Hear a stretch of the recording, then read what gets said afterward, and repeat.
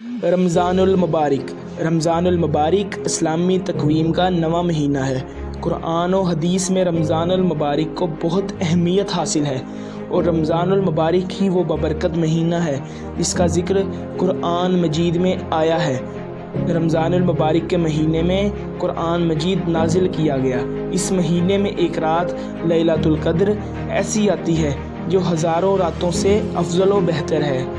نبی کریم صلی اللہ علیہ وآلہ وسلم نے شعبان کی آخری تاریخ کو فرمایا کہ تمہارے اوپر ایک مہینہ آ رہا ہے جو بڑا مبارک مہینہ ہے، اس میں ایک رات جو ہزاروں مہینوں سے بڑھ کر ہے۔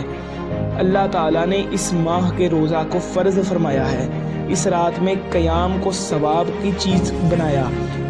جو شخص اس مہینہ میں کسی نیکی کے ساتھ اللہ کا قرب حاصل کر لے، وہ ایسا ہے جیسے غیر رمضان میں فرض ادا کیا، اور جو شخص کسی فرض کو ادا کرے وہ ایسے ہے جیسے غیر رمضان میں 70 فرض ادا کرے۔ یہ مہینہ لوگوں کے ساتھ غمخواری کرنے کا ہے۔ اس مہینے میں مومن کا رزق بڑھا دیا جاتا ہے۔